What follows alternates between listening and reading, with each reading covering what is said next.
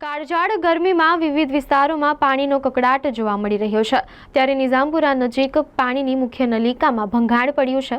ફાજલપુરથી આવતી મુખ્ય નલિકામાં ભંગાણ પડતા હજારો લીટર પાણીનો વેડફાટ થયો છે। નિઝામપુરા ટાંકી સહિત 4 ટાંકી વિસ્તારને પાણીનો પુરવઠો ઓછો મળ્યો। ઉડતા પ્રેશરથી પાણી નહીં મળતું હોવાની નાગરિકોની છેલ્લા 15 દિવસથી ફરિયાદો છે।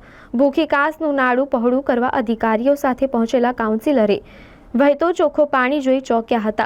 તપાસ કરતા નિઝામપુરા ડેપોની સામે મુખ્ય નલિકામાં 1 થી 1.5 ફૂટ જેટલું ભંગાણ પડ્યું હોવાનું સામે આવ્યું છે। કોન્ટ્રાક્ટરને બોલાવી યુદ્ધના ધોરણે કાર્યવાહી હાથ ધરી 2 દિવસમાં પાણી પુરવઠો નિયમિત થઈ જવાની કાઉન્સિલર ભાણજીભાઈ પટેલની બાંહેધરી છે। કોન્ટ્રાક્ટર કર્મચારીઓએ સેફટીના સાધનો વગર ભૂખી કાસમાં ઉતર્યા હતા। ભૂખી કાસ 20 ફૂટ ઊંડી હોય, જેથી સેફટીના સાધનો વગર ઉતરવું જોખમકારક કહેવાય। સાણી જકાતનાકા રોડ છે, એસટી ડેપોની સામે આની અંદર જે ફીડર લાઈન હતી ફાજલપુરની, એ પાણીની લાઈન લીકેજ થયેલી છે ને એનું અત્યારે આપણે રિપેરિંગ કામ ફટાફટ ચાલુ કરાવે। કેટલા દિવસથી આ રિપેર છે અને શું સમસ્યા?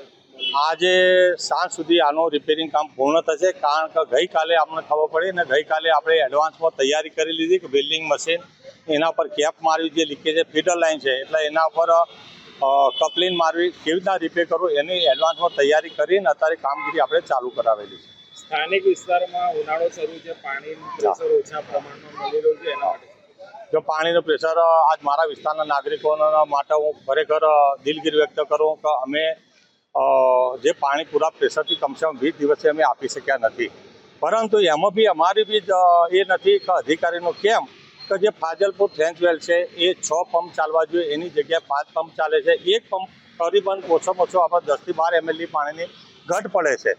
એ ઘટ પડવાનું કારણ કેવું છે કે જ્યારે રેડિયલો મારેલા હોય નદીની અંદર ને એ નદીની અંદર જ્યારે પાણી ખેંચાતો હોય એના પર વાલ હોય, વાલની અંદર માટી ભરી જતી હોય છે, ત્યારે એ પંપ પાણી ઉઠાવતો નથી। પંપ ચાલે છે પણ પાણી નથી ઉઠાવતો।